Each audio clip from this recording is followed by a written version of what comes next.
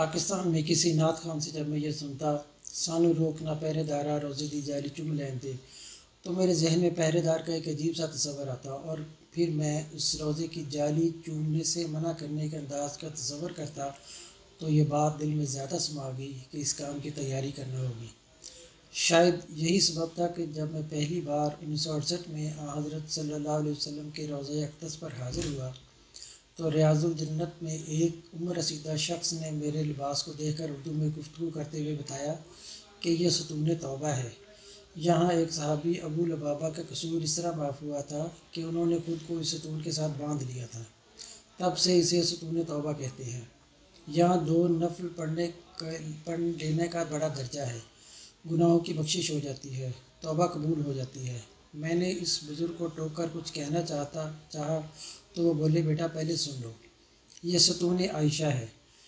طبرانی میں آیا ہے کہ نبی کریم صلی اللہ علیہ وسلم نے ایک ارشاد فرمایا، میری مسجد میں ایک جگہ ایسی ہے کہ اگر لوگوں کو وہاں نماز پڑھنے کی فضیلت کا علم ہو جائے تو وہ قرآن اندازی کرنے لگیں۔ اس جگہ کی نشاندہی حضرت عائشہ رضی اللہ تعالیٰ عنہا نے کی تو یہاں ستون عائشہ بنا دیا گیا۔ یہاں بھی 2 نفل ضرور پڑھ لینا، اور ہاں، ستون سریر پر نفل پڑھنا نہ بھولنا۔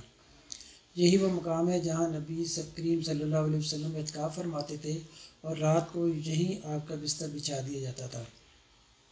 ستون وفود پر تم لازماً نفل پڑھو گے، کیونکہ حضرت صلی اللہ علیہ وسلم باہر سے آنے والے وفود سے اسی جگہ بیٹھ کر ملاقات کرتے تھے۔ میں اب ان بزرگ کی بات کاٹنے کی جرات بھی نہیں کر پا رہا تھا۔ وہ ایک لمحہ کے لیے رکے اور میرے کہنے سے پہلے ہی بولے، ستون علی کے بارے میں تو تمہیں پتہ ہی ہوگا۔ اس مقام پر حضرت علی رضی اللہ تعالیٰ عنہ نماز پڑھا کرتے تھے اور اسی جگہ بیٹھ کر حضرت محمد صلی اللہ علیہ وسلم کی حفاظت کیا کرتے تھے۔ یہاں نفل پڑھ کر ستون حنانہ پر ضرور نفل ادا کر لینا۔ یہ نبی کریم صلی اللہ علیہ وسلم کی محراب کے قریب ہے۔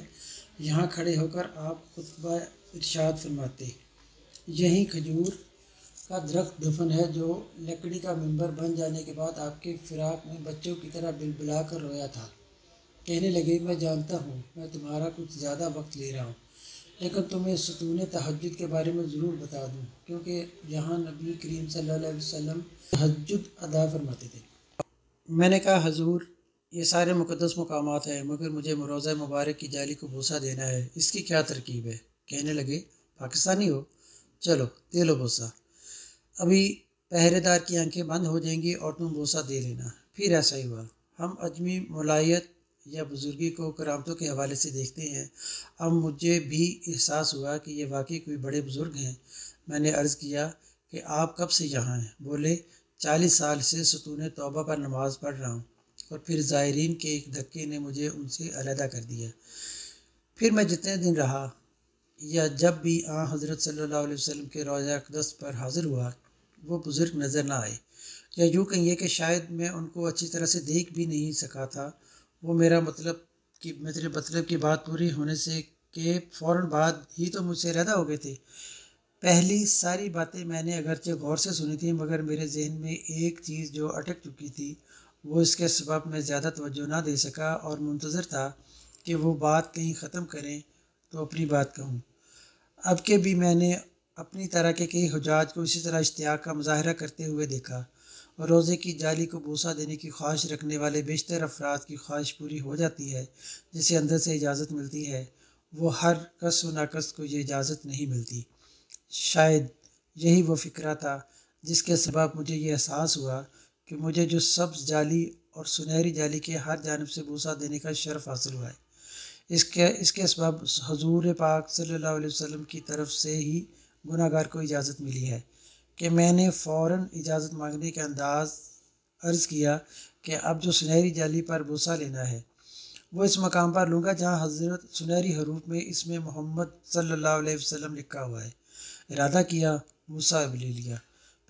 پہرے دار نے میرے سر پر جھپٹا مارا، میری کپڑے کی ٹوپی پکڑی اور اوپر اچھال دی۔ زائرین کے ایک دھکے نے مجھے اس مقام پر لا کھڑا کیا جہاں ٹوپی بغیر میری کسی کوشش کے میرے سر پر آن گری۔